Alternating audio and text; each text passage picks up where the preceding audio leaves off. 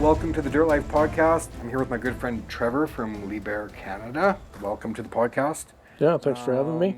Yeah, so we've been friends for a long time. We seen each other at Bama. I filmed some stuff on site for Shamrock Sean while I was actually running a dozer for him. Yeah. Which I actually love. I would kind of like to talk about that dozer a little bit, but let's kind of start with, I guess, your background and what you do exactly with Liebherr. So today actually is my third anniversary with Liebherr. Been with him 3 years today. I was with one of my competitors for 15 years before that. So 18 years now in the business. Started a little bit later than most, but have enjoyed the 18 years. But really enjoyed the last 3 years with Liebherr. So I do sales. I cover all of Alberta and Saskatchewan. I share Saskatchewan with our Manitoba guy, but I cover all of Alberta and trying to get the Liebherr product out there. So all of Alberta, like southern, northern, every square inch of it, yeah. Gotcha. Now I do the EMT, we call it, which is Earthmoving technology. We have a mining division up in Fort McKay, of course. Our crane guys, our drill guys, those are all separate divisions. So I just cover the earth-moving technology, the bulldozers, wheel loaders, excavators, etc. And then there's a different guy for BC. Yeah, we've got Todd James out in BC. He's been with Liebherr for quite a while, 15 or 16 years. So. I've not seen a lot of Liebherr machines out that way yet. I mean, I see cranes everywhere. Cranes are everywhere. Mobile and stationary, whatever you call those, but yeah, I've not seen a lot in BC. Now they mention it. Well, especially dozers, because they don't really have a lot of dozers in BC. There's a few out there, not a bunch, but yeah, there's not the demand out there. Alberta's the dozer province of Canada for sure. So I've had quite a bit of success here with the dozers, and but out in BC, he's moved quite a bit of gear out there. He does a lot in our material handlers. Yes, there's lots of those too. I see everywhere. Everywhere, yeah. We own the market in that, so he's done quite well out there. But so in Alberta, what's the biggest? Like dozers, the biggest. Excavators, like what's? It's kind of a mix. I think probably excavators and dozers for me out here, and now material handlers. I'm getting a good hold on those, learning that business a little bit. That's been a bit of a learning curve for me because I wasn't involved in that in my last place, but that's really starting to catch on, and I'm enjoying that. But yeah, dozers and excavators. I mean, they make a heck of a good product in both of those categories. So, I agree. Like I've been saying this for years. I love German engineering. I was really impressed when I ran the 736. Yeah. Has the 4-cylinder engine with the long stroke. Yeah. Dude, I couldn't believe how fuel efficient it was. It's going like almost 2 days on a tank of fuel, right? I think they average, and this just off the top of my head, but I think about 16 liters an hour. Like that's just sipping fuel. So yeah, so I find they take a different approach to the power in a dozer, I guess, compared to like the John Deere with the 9-liter giant engine or whatever, right? I love how they just use the long stroke of the 4-cylinder to gain all that torque. I mean, it's brilliant. I think a lot of that with Liebherr comes from they're trying to, one, save fuel, but with what they've done, how they've designed it, the engineering between the pumps and the valving and the engines, because it is a Liebherr engine in there. It's a Liebherr built engine. They've managed to get away from a DPF filter and the EGR. So there's no diesel particulate filter and there's no exhaust gas recirculation. So they still have an SCR system, so they still have the DEF fluid, but no more DPF or EGR. So that is a bonus in two ways, especially up in Canada. You know, those, the filters and the whole system is designed for a warmer climate. We all know up here they don't work so well in the wintertime. Everyone suffers with them. So it's a definite benefit for Liebherr. But just the harmonizing between the engine and their hydraulics, they're able to drop that fuel down and get rid of a lot of that extra baggage. I also love the inside of the cab. Like me being a past operator, I'm really picky on the cabs, and something that I like about the Liebherr cabs these days are they're simple. Like you don't need buttons everywhere. You don't need half the stuff that you have in the Dozer. Like it's very simple. It's easy to use, and I loved it. Versus some other brands, they got like switches for everything and like it's everywhere. Where yours is like all in the touchscreen. Everything's it's mostly in the screen. all in that console. Right Almost everything's in there. there. Yeah. I love that. So I noticed things about that, especially in Dozers. I'm a huge fan. So But there's everything in there too that. yeah, you it's know, there. It's just all. It's just all tight. It's hidden and it's clean. It's much cleaner look. Yeah. There's like less things to bump or press accidentally. Yeah.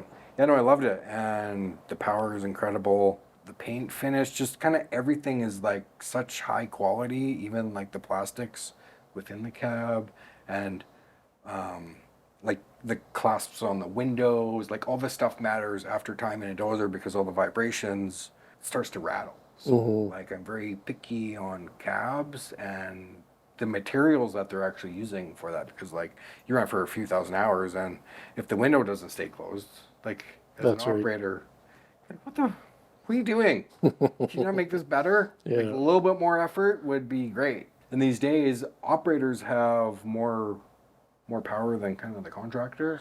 They certainly do. They certainly do these days. Yeah. I've kind of touched on that a few times. Comes up every episode, but like Yeah. it's evolving as an industry, and so now the operators have a lot of power. So there's contractors now buying certain machines that their operators want to run to keep them. Yeah. This is a big thing, right? Trying to keep operators happy and stuff. So, is there any plans to have more demo days?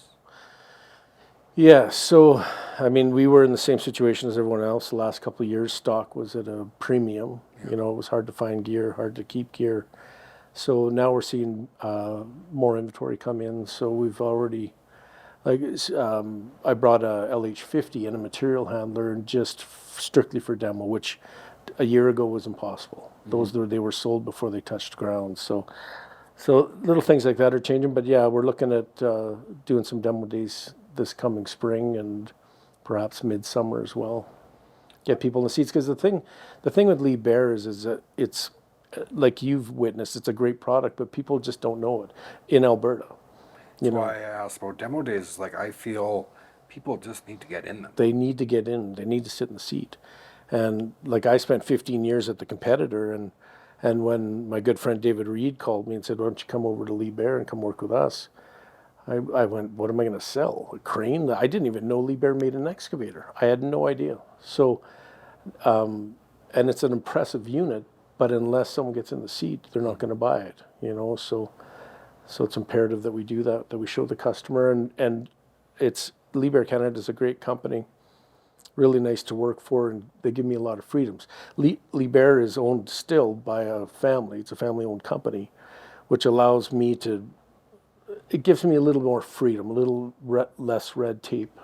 So they're big on demos. So if I have any customers, any people want to try any of these things out, if I've got it, it's gone. Put it in the dirt, sit in it for a couple days, and tell them what you think. Are they evolving in any way to kind of adapt to the North American market? They are, and I know that the units that come here are different than the units sold in Europe. Whether it's an EPA thing or if there's larger things, I don't honestly know. Yeah. But I think that they're definitely listening to the markets, the North American markets. For instance, the 736 Dozer you speak of, we had the Gen 6 out.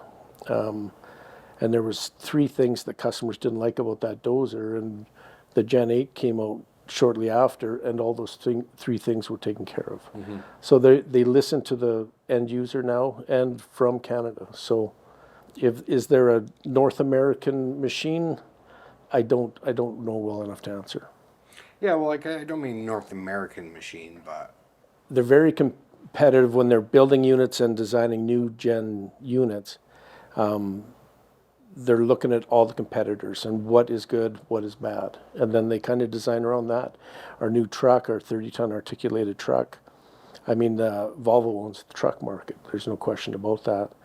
So their goal was to build a better truck than Volvo, and they designed a real nice truck, and we'll see. I heard it's amazing. Yeah, and the customers love it so far. It's been great, and we'll see where that goes. Whether they can produce enough to make a dent into Volvo's market, we'll see. Another big topic that we seem to talk about on this podcast is dealers and service. Is there any plans to have any dealerships pop up across the country at all, or? Not that they're against bricks and mortar, but they're a minimalist when it comes to bricks and mortar. Liebherr, they always have been. There are plans for bigger and better branches in some locations that we already are located in. Whether we'll see more in Alberta, I'm sure we will, but it'll be time. Yeah. It won't be anything soon, but they are big on the remote techs. So we've got techs dotted all over the country, and so that's kind of the way they've been going recently. And then there's a big warehouse in Edmonton, right? Yes, big parts warehouse, big service bay, and we got a mining division up there as well. So then I assume they have like a bunch of parts in stock. they do, yes. So then you don't really need a dealership all over the place. No, and most of our techs will have the minimalist, and for anything on the market, for us especially, the biggest thing we come against are the SCR systems, the DEF system. So all of our techs have a number of parts with them at all times. So anything off the rails a little bit, we may have to pull from Europe, but typically we have it in Canada because we have parts locations all across Canada. So You guys are also big in, for example, Toronto, Ontario. yeah, Burlington's our head office. So we got a large market. They do really well in Ontario, do really well in Quebec. Got a few branches in Quebec, so just growing here in Alberta, just starting. I would love to see more and more and more. I was down in, I think it was in Washington, D.C., and like I was seeing Liebherr machines everywhere. So I assume there's a dealer down there somewhere? Yeah, so the U.S. do it a little bit different. One dealer will deal 4 or 5 different brands, right? So I think there are a couple Liebherr dealers in the States, but for the most part, they're your typical Billy Bob's Earthmoving, and they've got your Case, your Cabelco, your, type of thing. So, but they do move a substantial amount of product down there, for sure. Yeah, that's a much different approach, which I like. Then just all this sometimes wasted overhead, having buildings all over the country that maybe you don't really need. Yeah, it's not cheap. So that's one thing I like about Liebherr, kind of. I don't know how other people take that, but that's how I take it. I think it's 50-50. Some people want to see the building with the logo on it. Some people, as long as you got parts and service, that's all that matters. So, Yeah, for sure. which I agree with. I mean, you got to keep these things running, and no matter what brand is logos on the back, there's going to be a day when she's not running. So, Yeah, no, for sure. That's also a common topic with everyone I talk to. I mean, it always has been. How's the resale value? Or do you have like data? I No, don't we're a lot, not- not so, especially not here in Alberta because we're pretty fresh here as far as the earth-moving stuff goes. But I look at our used pricing, so we have quite a few used pieces, and it's all very well priced. Our lease numbers, we're running 30-35% residuals on 3 to 4 year leases, so that goes to show what kind of resale will be applied to the unit after. So I think it's good. I think it's sturdy.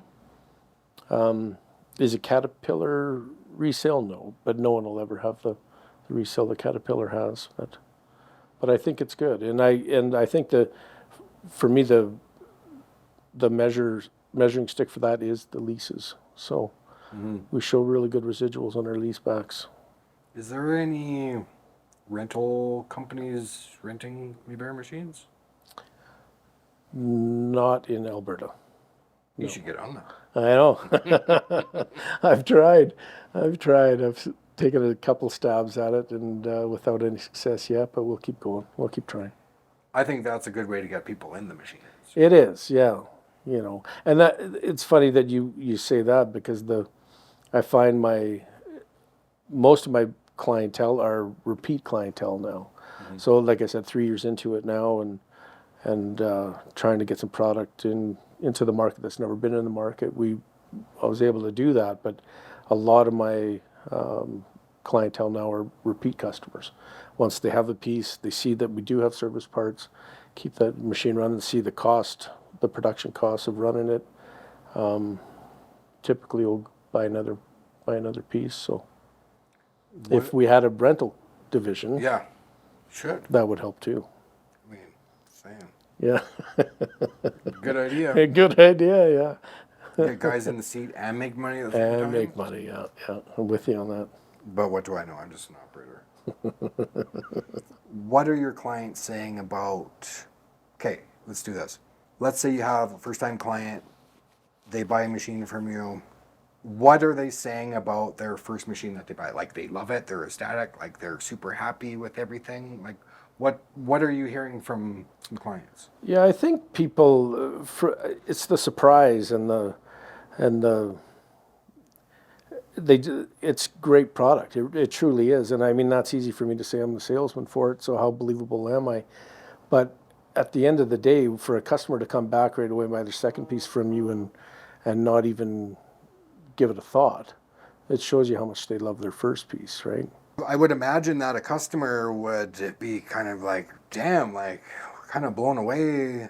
There's all these other brands, and like we finally gave a chance to you guys, and like probably surprised. Like we should have bought these machines a long time ago, probably. It's a bit of a niche product, you know. That's why I like it though. Yeah, it's pretty specialized. It's I think for me, anyways, and I'm not an operator, although I do get to get in and play around a bit.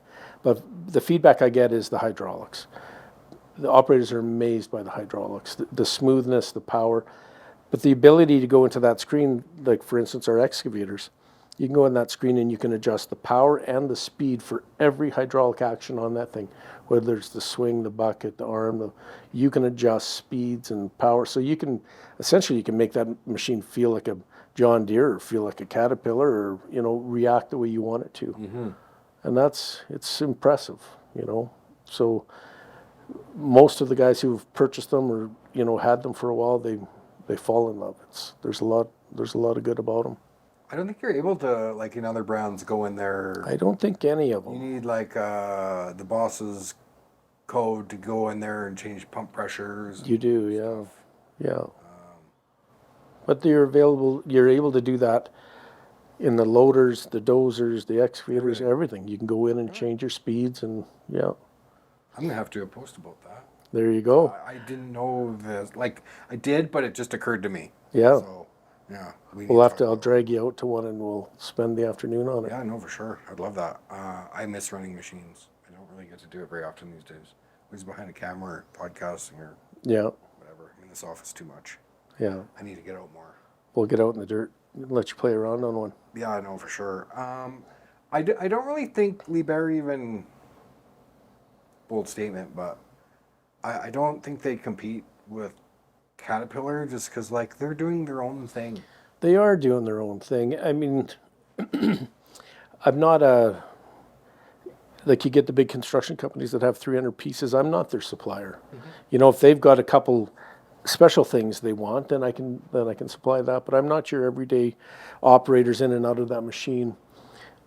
We're a company where it has a one operator, a couple guys, right, who know the machines because they are a little specialized in different aspects. So, and plus I wouldn't be able to feed that big beast of a, no, I can't sell 300 machines a year. So, is there any other trends that you're seeing in construction, whether it's like for customers, like are your customers wanting different types of things than they used to? Larger customers because they have carbon credits. Medium to small customers, they appreciate the fuel savings with the equipment I sell, but the larger customers are able to actually get a larger capex if they're able to show carbon credits in the products they sell or they are purchasing. So I've seen it that way. Electric, you know, there's all kinds of talk about it. You see new things every day, but I just don't think, and I think most people don't think that it's going to be able to be electric. I think until we have some good, perhaps hydrogen-powered units.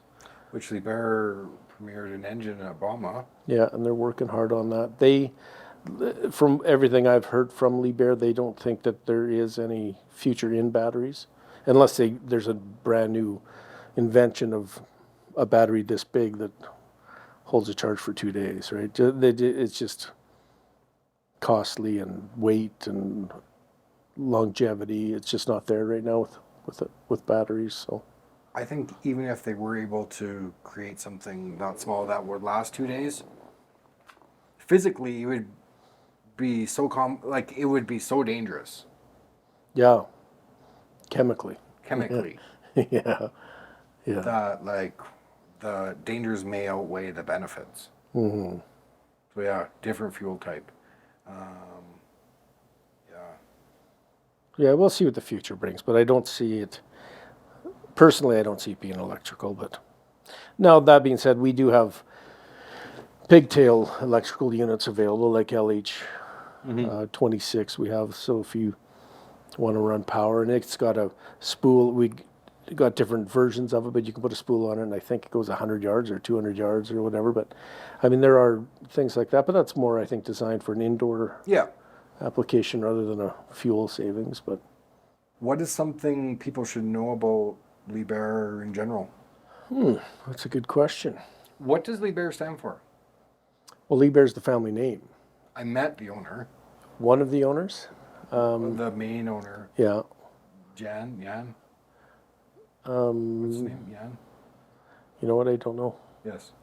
So there's a Liebherr party. Okay. The elevator. Yeah, I can't recall his name, but Hans Liebherr was the original back in 19... That's the grandfather. Yeah. After World War II. Yeah. So yeah, just a family name. Yeah, they're family owned still. Crazy. Yeah. 50,000 plus employees across the world, and I mean they're into a lot of different things, not only construction and mining, but fridges. Lots of fridges. Yeah. Aeronautics. Yeah, lots of stuff. Big in cranes. I mean, everything from port cranes to tower cranes to mobile cranes. Lots of that. I've been to Europe 3 times in 12 months. I went to Poland and Prague and all over there. The cranes everywhere. There's not one other brand of crane that I've seen. Yeah. They're everywhere. Yeah, they're absolutely They're building new buildings. They're restoring old buildings. Like in Prague, it's from the 9th century. Mm-hmm. And they had cranes up, restoring buildings, and it's cool. I'm just a huge fan of Liebherr in general. And being over in Europe, when I went over there, they're everywhere. They're the king of Europe. They really are. They're absolutely everywhere. You see them on every construction site, and they'll be, if there's 10 machines, 8 of them will be Liebherr.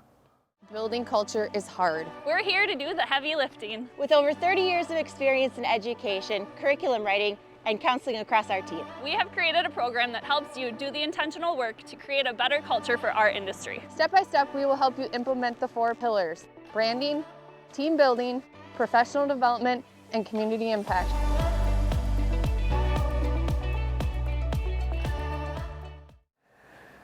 When I first started doing some stuff with Caterpillar, that's when the PR 776 came out, the 10-sized mining dozer. And I forget who I was talking to at Liebherr. I think it was a whole new person. It wasn't Susie or nobody. I got a demo essentially of it somewhere in Edmonton on a job site. I hopped in, I filmed some stuff, said some maybe not so nice stuff about it because, I mean, I just came from Caterpillar and blah, blah, blah. So I was like doing an unfair comparison. And there was some stuff with the dozer that I didn't really know that there was other options. Like, for example, the one I ran, it didn't have any windows that opened. Yep. But that's an option. And I didn't know that, and I kind of shit on it when I shouldn't have. Looking back, I shouldn't have done that. I'm not really a huge fan of Cat these days for multiple reasons. They make good machines, but other stuff I guess. Anyway, going back to Liebherr, I love their machines. I actually like that dozer, and I probably shouldn't have said a bunch of stuff. So I apologize publicly for that if you guys watch that. That's not actually how I really felt about it. Yeah, just want to say that. Yeah, no, I appreciate it. Because I do understand, I do have some sort of voice influence. People do tend to listen to me about certain things or whatever. So, yeah. Yeah, I think people like to hear what you have to say, and they believe what you say too. So. Yeah. But we've had some success with that dozer here as of late, and I don't know what year it was or even what model it was back then, because it seems like Liebherr does upgrade fairly often, at least since I've been here.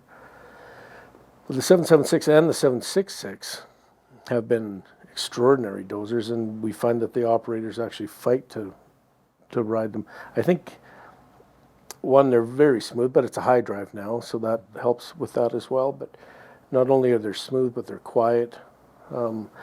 Companies love them because of the fuel efficiency. I sold one in Saskatchewan, a 766, which is D9 size. Yeah, remember I was supposed to... You were supposed to come out and film it.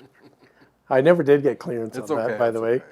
But anyways, so that dozer's Now on, we're even. Now we're even. That dozer's on a mine site out there working side by side with a machine that's one class smaller, and it's getting half the fuel that the other one is. So the D8 size dozer is doing 60 liters an hour, and our D9 size dozer is doing 29.9 liters an hour, doing the exact same thing side by side. So, I mean, it's a lot, and that's the big thing. And I've probably gone on too long about the fuel efficiency, but it's pretty extraordinary when you can.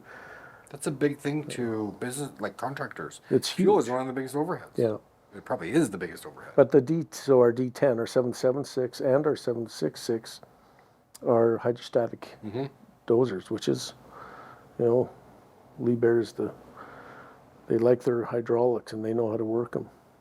The one thing that I loved, I was so impressed about the steering system on that 776 was you have a decelerator, you have your blade function over here, and then you have your steering and your drive and stuff. So you can click into forward, and then if you push even further, you have control over your track speed without having to adjust your decelerator. So that means you can have full revs and slow down for precision, essentially, for dozing around corners. If you angle your blade, it'll help you go around corners. So, like, there's no other dozer that has that function.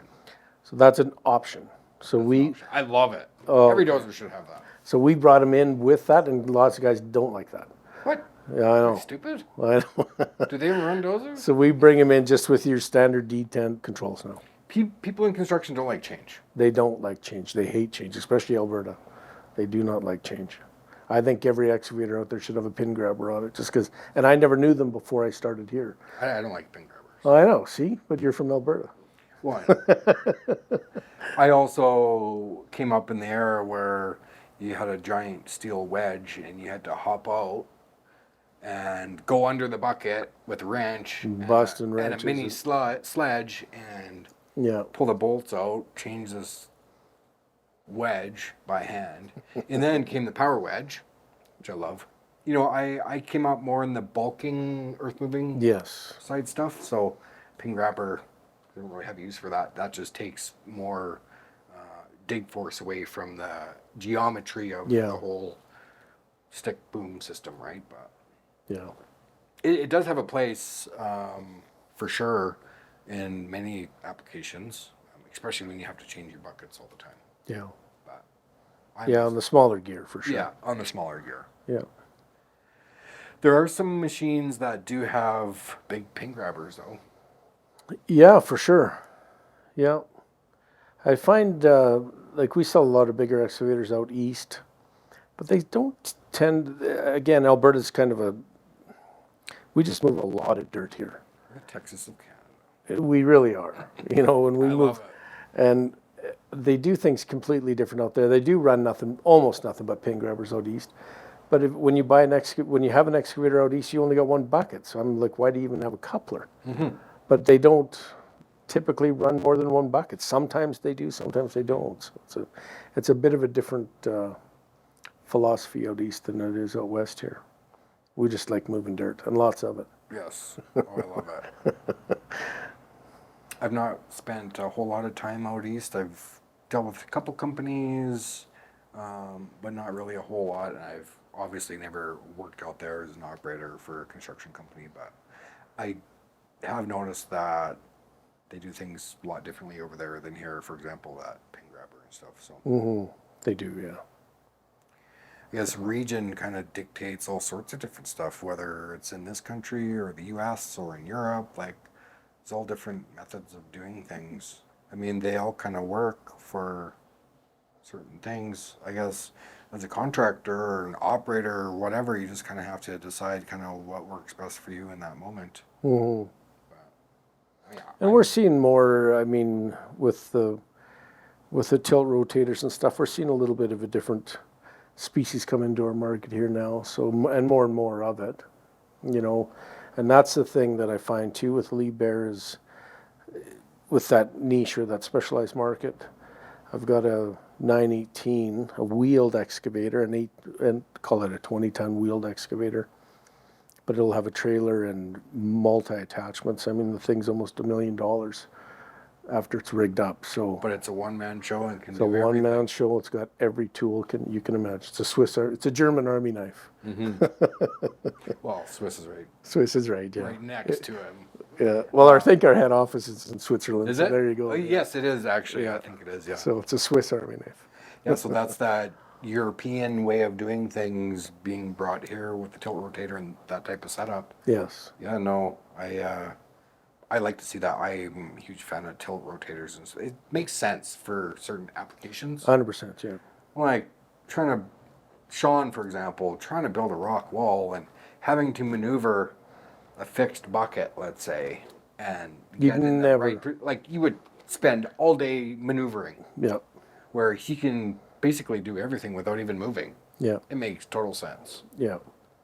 So I'm a huge fan of that. This podcast is actually sponsored by Leica Geosystems, which is, I mean, they're huge in Europe. Massive, yeah.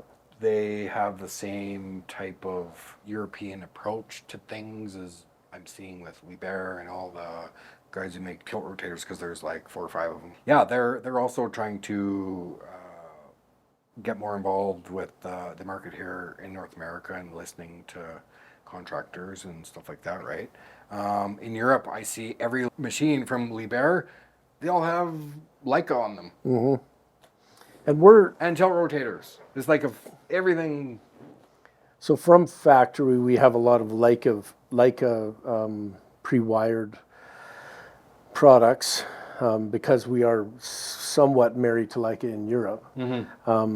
It's not so much accepted here yet. I think it's getting better. I think it's a great product. I really do. I'm trying to help with that. Yes. Yeah, I'm glad you are because that'll help me. Yes. And it's an affordable product. It's much more affordable than the other brands out there. So I think It's simplified too. very simplified. So I think it will get traction. And like I said, the Liebherr is kind of married into that a little bit. And we have a lot of dozers and excavators that already come pre-wired for Leica. So Yeah, like there are options to outfit a Liebherr dozer with other brands, but I mean, oh, for sure. more expensive. Yeah, I can get it with. Rewire them and If stuff. you want to get Trimble or top, I can do it all. Yeah. I can get it all pre-wired, sent here that way. That's the other, I think the one really cool thing that Liebherr has is you can factory order. So you can factory order whatever it is, whether an excavator, dozer, loader, whatever it be. You can go on and you can pick every single option you want. You can delete every option you don't want. You can do paints. You can do 1 color, 3 color, 5 color. You can get paint or something? You can customize that machine exactly how you want. Can you have it with like no def system? There's a limit to customization. No, I know. That'd be sweet. Everyone would buy Everyone would buy a Liebherr if you could do that. Totally. Yeah. Yeah. I had no idea that, I mean, I don't buy machines. I've never bought one. So I'm kind of out of tune that way, but I'm always learning and I'm friends with contractors and stuff like that. I just like learning stuff. And yeah, I just learned that you can actually order a bunch of stuff straight from factory. So that's pretty cool. You can't really do that anywhere else. I don't know if you can anywhere else. Yeah. With us, you can order it and you can do your whole paint scheme, everything. Absolutely everything from tip to tail. You get to design your own machine. Do they make any logging equipment? So we're big in the mills, right?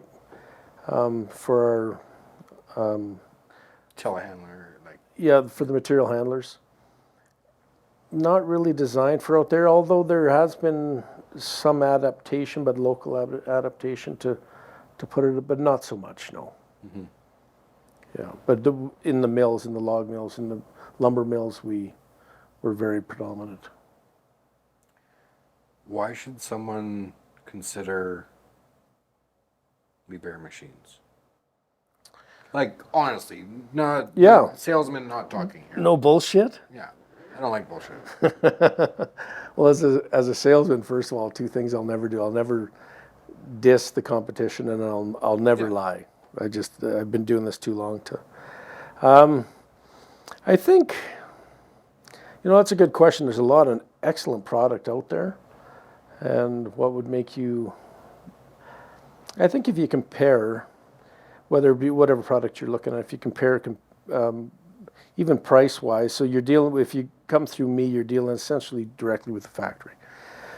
So price-wise, I think we're a grade up. We'll be the Porsche in the industry, but you're paying the same as you are for the Cutlass, right? So.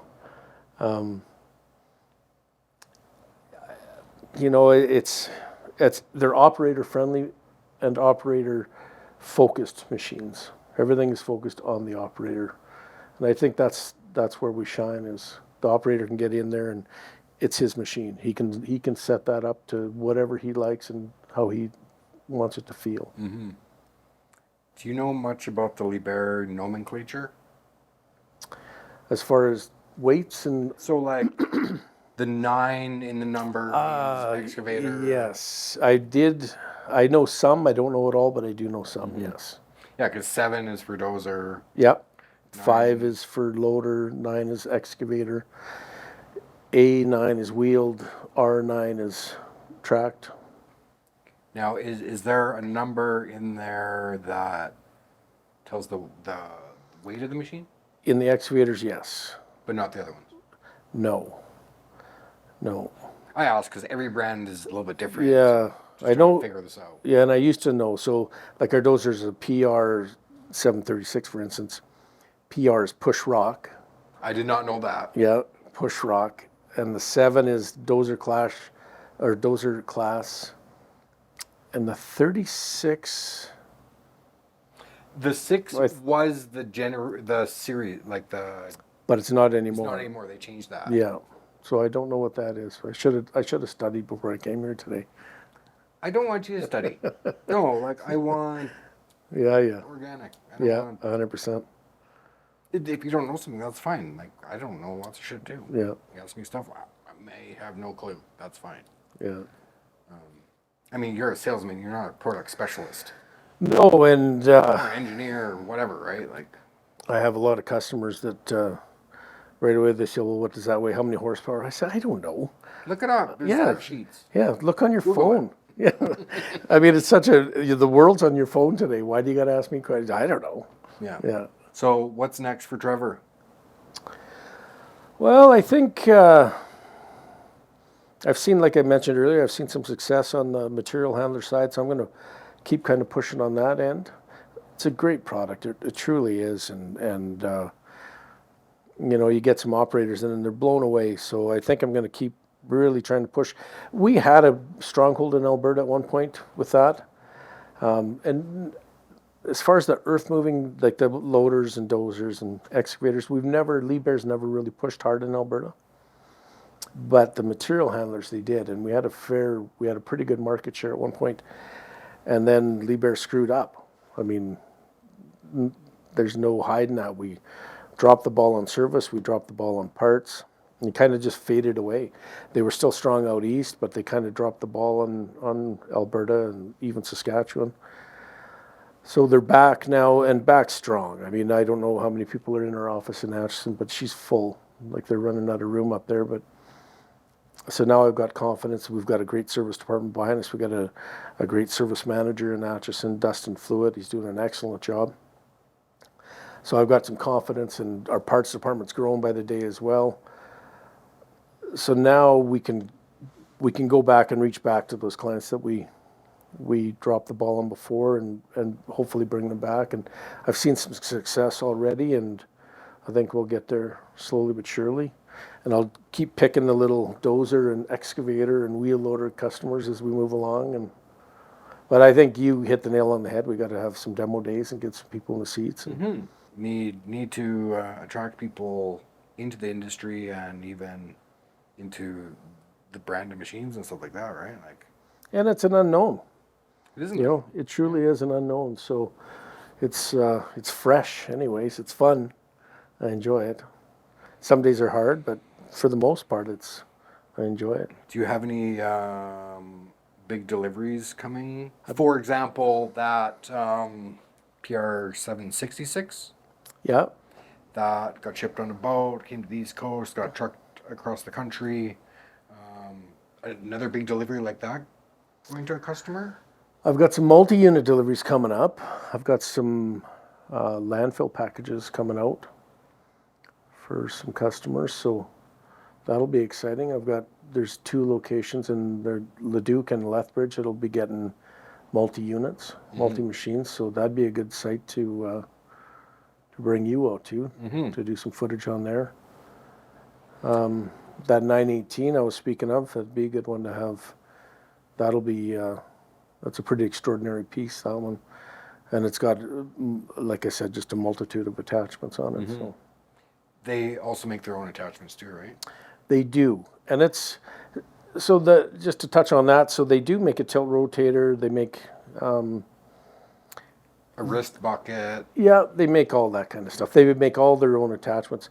But one cool thing that they have, and I wish I could remember the new name of it, they just changed the name of it, but it's a coupler system that'll pick up attachments, whether it's a hole pack or a hydraulic hammer, but it reads whatever it picks up.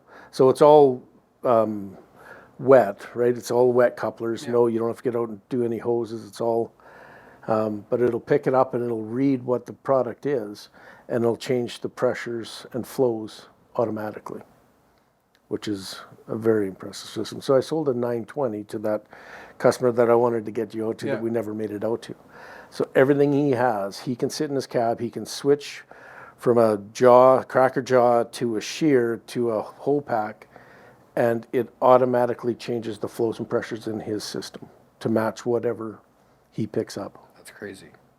It's very impressive. And that's done like within Liebherr? That is a Liebherr, yes. Gotcha. Because there's like oil quick and stuff like that. Yeah, so same type of thing. Right. Right, exactly the same thing, just as oil quick. But it hooks into it, it grabs it, it gets the flows Yeah. going, but there's a sensor in the attachment that gets read in the coupler that switches your flows, whether it's a one-way or a two-way flow, changes your pressures, does it need this many PSI, this many, and it does that all automatically without the operator having to do anything. That's a good idea, because if you're a new operator and you're running the wrong pressures, you can really mess stuff up. Yeah, yeah. I remember the first time I ran a hammer, and I had to I forget how it was, but I had to go in there and change pressures, and I didn't know which one to pick. I didn't know. Yeah, yeah. I went on a low one, and the thing was moving slow motion. I was like, that ain't it, so we'll try the next one. I had 5 or 6, so I never wrecked anything. I think I picked the right one, but I can see where you're in a rush or not paying attention, or you know, as an operator, there's stuff that goes on at home in your home life that affects you as an operator that maybe you're not thinking clearly. 100%. So it could just be job stress. You got to get things done. I mean, everything. Yeah. So, and it's amazing to watch. To see the technology improve and see what they come out with. But I did not know about that. I love technology. I love new ways of doing things. I learned a lot on this episode. Well, that was the one that I wanted to get you out to. That the delivery kept getting delayed. Right. I didn't know about that though. Like, I knew the machine, but I didn't know that it had those features, right? Yeah. Yeah, it's pretty cool. I mean, eventually we'll get out somewhere and do something, but Yeah. Soon soon. we will. What else? Just trying to get as many deliveries done this year as we can, and got lots going on for next year already. So it's a different world at Liebherr than it was at my previous company, where you kind of had things on the shelves. Here it's a longer process, a more intimate process, more involved process. But again, that comes down to the niche. Like, you really, not very often do I sell just an excavator with 2 buckets. You know, there's always this and that and different hydraulics and everything else. So it's a lot more involved. But it's, you know, it was a nice learning curve, and I really enjoy it now. Something that also has came from European way of doing things is VA boom. The 2-piece boom? 2-piece boom. Yep. Yeah, that's what I call it, VA boom. Yep. Yeah, and it's a phenomenal boom. It's expensive, of course. I mean, everything, there's a lot to it, but you can take a 20-ton hoe like Sean has and give it just a ton of reach. But bringing that boom in, you can give it a ton of lift power too. You bring it so much closer. Oh, you can bring it right in, so you're working right below yourself. So it's extraordinary, and any of our customers who have that love it. And you can just adjust it on the fly too. So that's something that's adjustable on the joystick? Yeah, on the mini joysticks. I've never ran one with that setup, but I thought it might be like a 4-pedal or whatever. But No, it's all on the joystick. So what Liebherr tries doing, so they've got the joystick, like a standard excavator joystick, but they've got mini joysticks on top too. So they're 4-way joysticks. So they try to set it up so essentially you don't have, and they've got switches and buttons and everything else as well. But they want to get it set up so as an operator, you never have to take your hands off those joysticks. Anything you're doing in your work envelope or in your work environment is all done here. You don't have to reach over here and do something. You don't have to, you know, you've got your floor pedals, of course, in an excavator, or a wheeled excavator, you got your gas pedal and your brake, but for all of your hydraulic motions and movements, everything's in the hands. So the LH, our material handlers, I was just up in Grand Prairie with a customer doing a demo on one, and everything from the cab coming up, because it's got the hydraulic raised cab so they can see above. Yeah. And everything is on there, from your downriggers going down, cab going up, all your controls, your grapple, your boom, your rotate, everything is on. The operator never has to take their hands off those joysticks. I like that. Very Like a nice. jet fighter. Yeah. Yeah, well designed. And it's all electric over hydraulic, so you can switch out, you can put them any control, essentially anywhere you want it to be. So it's, yeah, So you can customize the buttons to. whatever the operator wants. Yeah. I like the grapple on the left hand instead of the right hand. Yeah. Whatever, right? So, Yeah, you can swap all those around. cool. Well, I don't know, man. That's all. Can't Perfect. think of much else. Yeah, no, it was good. Do you have a big year for 2024? Big year coming? Yeah, got a bunch on the books already. I think it'll probably be my best year. It's nice to have stock, or nice to have inventory now. That's what a big battle was. I had lots of interest, and my timing couldn't have been better, because no one had gear on the shelf. All in the same boat. So, but it allowed me to get my foot in the door. Right. Where if I would have come into the market now, it would have been a different battle. So that was good for me, and allowed me to get, like I said, a little traction in the market and put some pieces out there. And people are seeing some white cabs out there now, so it's good. White cabs. I love the color scheme of both the construction and even more the mining. I love the mining. The white and gray. Yeah. That Dozer I sold out in Saskatchewan has the gray. They wanted the mining white. That's what it's called. It's like a cream almost, like a really. Yeah. So that's a D9 sized machine in comparison. Yes. So is that considered a mining size? Well, so mining can sell that one and the D10 size, I can sell the whole thing. Whether it doesn't matter who I sell it to. So You just can't sell like the big excavators. that's right. I stop at 100 ton. Gotcha. Yeah. But we work close. I work really close with our mining group. So because there's a lot of customers. We're in Alberta. It's a different world, right? Yeah. There's a lot of customers that do a little bit of both. So yeah. Interesting. Well, thanks very much for coming on the podcast. Can't wait to see you next year with Liebherr. Yeah, I want to get in one, do some demo days. Yeah. Well, it's going to be exciting. Our future here. It's going to keep getting bigger and better. But thanks for having me on Dirt Life. It's an honor and a privilege. Well, I don't know if it's an honor, but Well, it's a privilege. it's kind of cool. Yeah, very so the name, I don't know if I mentioned this on another podcast, but I made a hashtag in 2013 that was Dirt Life just to go with the post that I was doing. So I've been using that hashtag for 10 years. Oh, yeah. So I thought I would name it something like that. Well, the hashtag I use on my a lot of my Instagram accounts is, it's a good time to be Liebherr. Love it. He's got to invent one and roll with it. That's right. Yeah. No, they're a cutting edge company, and it's fun to be a part of it.